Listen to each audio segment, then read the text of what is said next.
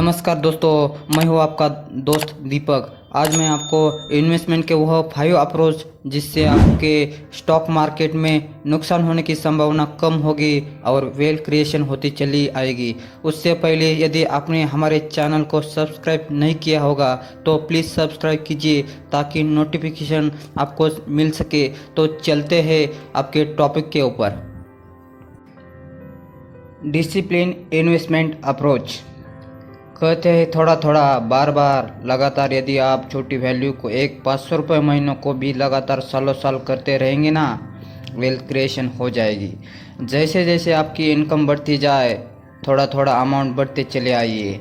आपको मार्केट कभी तेज़ होगा तो मैं भी खरीद लूँगा, और जब नीचे जाएगा तब मैं नीचे भी खरीद लूँगा।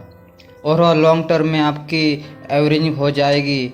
यदि खुद में डिसिप्लिन की कमी हो, तो यदि स्टॉक इन्वेस्टमेंट की डीपर अंडरस्टैंडिंग कमी हो, तो भाई चुपचाप म्यूचुअल फंड ऐप से खरीद लेना। तो कई बार म्यूचुअल फंड 0 चार्जेस पर आएंगे और कई नॉमिनल चार्जेस पर जाएंगे, लेकिन आपकी एसआईपी होता रहेगा, सिस्टमैटिक इन्वेस्टमेंट होता रहेगा, हर महीने फिक्स अमाउंट जाता रहेगा, वेल्थ क्रिएशन हो जाएगा। यदि हर मंथ आपको निर्णय लेना पड़ेगा, मैं खरीद लूँगा नहीं खरीद लूँगा, खरीद लूँगा नहीं खरीद लूँगा, मैं गारंटी देता हूँ सालों साल 2-4 महीने में खरीद लेंगे, तो ये सब छूट जाएगा।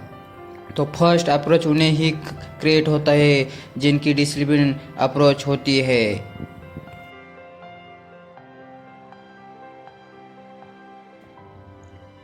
Goal oriented approach. सोच के देखिए आपकी लाइफ के एक बड़े खर्चा क्या है। क्या बेटी की शादी करनी है, क्या बेटे और बेटे को पढ़ाना है, क्या घर बनाना है, तो आप एक गोल बेस्ड इन्वेस्टमेंट कर सकते। मान लीजिए आप रुपये 500 रुपये, 1000 रुपये, 50,000, 1 लाख और जो भी डाल रहा हो महीना, तो वो इन्वेस्टमेंट एक खास गोल के लिए होता है। आप किसी भी हाल उस गोल का दिन आने से पहले ब्रेक नहीं करेंगे, तो वो गोल ओरिएंटेड अप्रोच होता है। Age base approach.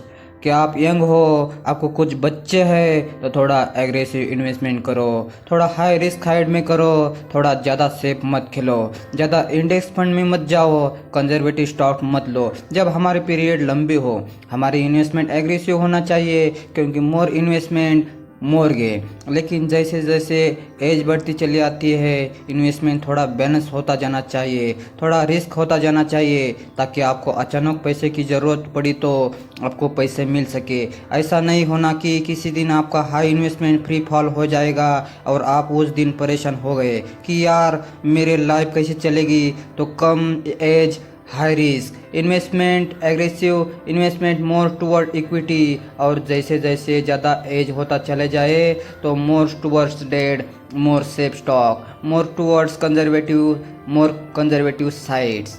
It is important our life.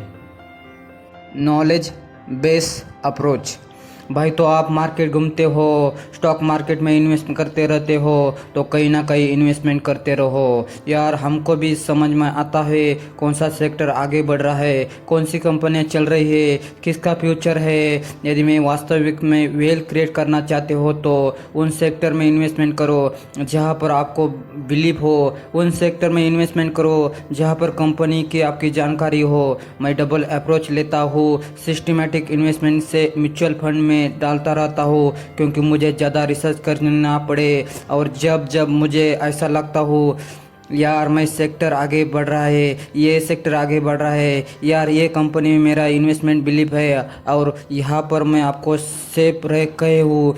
TV पर जो न्यूज़ आते हैं उसे पैसा मत लगाना, कोई मैगजीन में छपा लेकर आता है तो उसे पैसे मत लगाना, और रूमर जो कहते हैं उसे पैसा मत लगाना, क्योंकि इसकी मलाई पहले ही वहाँ बैठे हुए लोग खाकर निकल जाते हैं और हमारा आपके लिए खुद कुछ नहीं बचता यार। इसलिए it is important knowledge based approach.